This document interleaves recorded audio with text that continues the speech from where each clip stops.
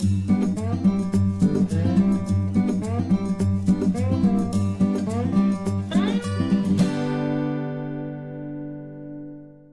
I'm Todd Clippinger, and welcome to the American Craftsman Workshop. This video is part of a series where we're talking about the business of woodworking and how to sell your projects. And I started off in episode 34 with sharing how I sell my projects. Now, I realized that because my background is from the remodel industry perspective, and I've built a reputation over the years of doing custom built-ins and fine furnishings, that you probably aren't going to be taking that route and trying to get established through the remodel industry. So what I did was I went to the annual summer fair that's held here in Billings. It's a juried craft show, so you see a lot of higher end arts and crafts type stuff. And I interviewed 3 other woodworkers. Now, one of those guys is actually a friend of mine, but 2 other guys, I did not know them until I simply approached them and asked if they would share with us about their business. And today I'm going to bring to you Brad Bernhardt from Red Lodge, Montana. He makes very contemporary style kitchen utensils. They're wonderful looking, and he did really well at the summer fair selling his product. And I simply approached him and asked him if he would be willing to share with us how he runs his business and sells his projects. And he was very generous, guys. So go over to his website, earlywooddesigns.com. Check out his website, check out his products, and you can see what he manufactures there. And also be sure to drop him a line of thanks. Just let him know, hey, I saw you on the American Craftsman Workshop, and I really appreciate you sharing the information. That way he knows that he's helped other people. I think that's the biggest thing. When I share and when these other woodworkers share, they just want to know that they're actually helping somebody else, and it really makes it well worth time and effort. So I don't want to spoil anything. I'm going to send you right over here to Brad Bernhardt, where he shares a lot about his business and what he sells. And I think you're going to find a lot of very useful information. My name is Brad Bernhardt, and I'm the owner and maker at Earlywood, a company based in Red Lodge, Montana. And there I manufacture heirloom quality hardwood kitchen utensils of my own designs. And I'm here at Summer Fair in Billings, Montana, selling them to Billings. My shop is in a little town called Fox, Montana. I share it with a custom furniture builder, Nick Kozarok, who's been doing it for 30 or 40 years.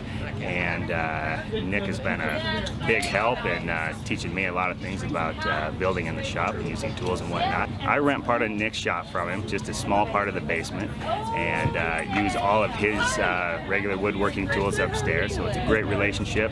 I make wooden kitchen utensils, which are all very small, so I can function in a very small shop space.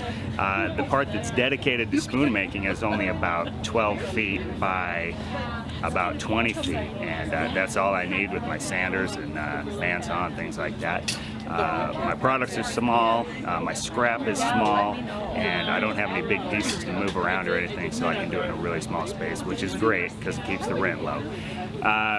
I'm a mechanical engineer and was trained as and worked as a mechanical engineer before starting this business. So, and while I was working as a mechanical engineer, the company I worked with was really focused on lean manufacturing, and I learned a lot through them. I took a lot of classes through them on lean manufacturing, and I've applied all of that to my own manufacturing processes, and it comes out in the products. In the shop, I've applied those principles to make everything every process as efficient as possible and as repeatable as possible. So, like with this piece here, I've got 1, 2, 3, 4 different jigs that I use to make this piece. So even though I'm the only employee of Earlywood right now, and I make everything you see behind me, if I was to hire an employee to come into the shop, I could show them these 4 jigs, and I could give them about 5 minutes of training, and in no time they could be banging out exact copies of what I make by myself. And because I need to sell these and make money on them, that's what I need. I can't be paying someone to be in there eyeballing every single piece to make sure it comes out just like I designed the original piece. So the jigs, the flow of the shop, and all that will eventually allow me to expand into bigger markets, wholesale, more fairs and more online sales, and be able to transfer some of the work of the actual product creation to my employees instead of me being the only guy in the shop doing all the work and having to manage everything else at the same time. Yeah, being trained as a mechanical engineer, the thing I know the least about is sales and marketing. From all I can gather from the people I've talked to for advice is when I ask them, should I do shows, should I sell retail, should I sell wholesale, should I sell online, should I sell on Facebook or whatever it happens to be, they say when you start out, sell it all of the above, and that's essentially what I've been doing so far. This year I will be doing 8 shows, I think, 8 craft fairs, all in the state of Montana except for one in Wyoming. And I sell on my website, which is where I still make most of my sales, percentage-wise. I think about half my sales come from my web sales.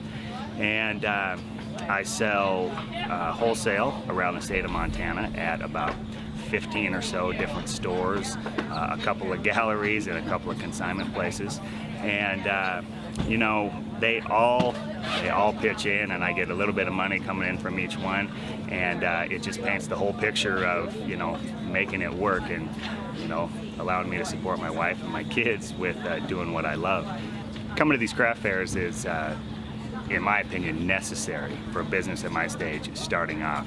I get to meet with thousands of people over the course of a weekend, make a personal connection, make sales right on the spot, and I know for a fact that it helps my online sales directly because I watch my online sales at all time, and for the next couple weeks after this craft fair and after every other craft fair I do, there's a 2 or 3 week bump in online sales.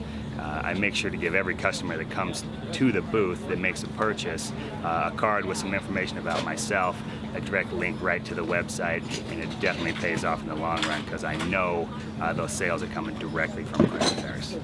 My advice as a woodworker that's just getting up and running and making this happen, for somebody else that's trying to do it with the woodworking business, is always know your profit margins because it doesn't matter if you're selling right to the customer or if you're selling to, you know, Martha Stewart or whoever it happens to be, or Walmart, or one piece at a time that's totally custom. It doesn't matter if you sell 10,000 of something if you're only making a penny on it. So don't waste your time making stuff in products that you can't sell or that you're not making money on. Spend your time making sure you're charging enough for your stuff and you're making it quick enough that you can actually make a living on it.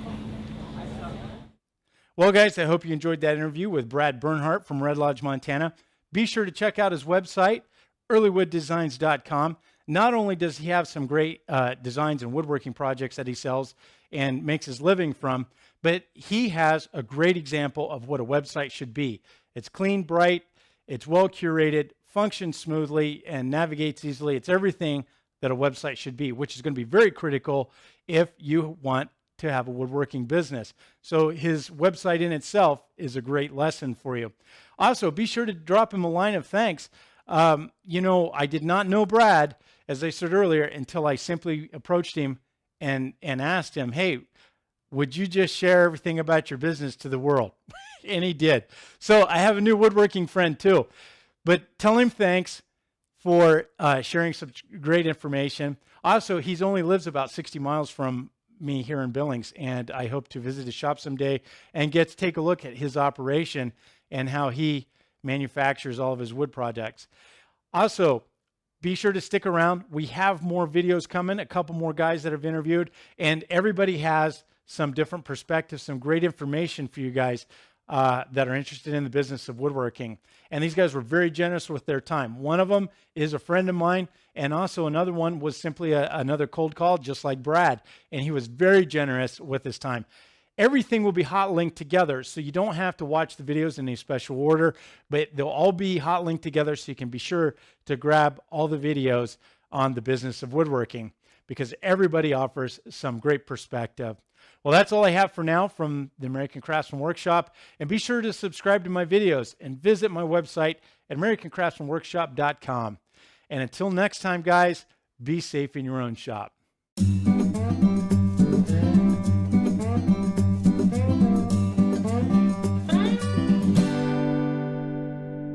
In this video, we're going to continue the series of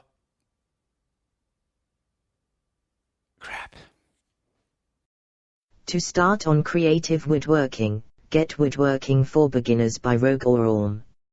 Or visit the website in the description box below for more guidelines.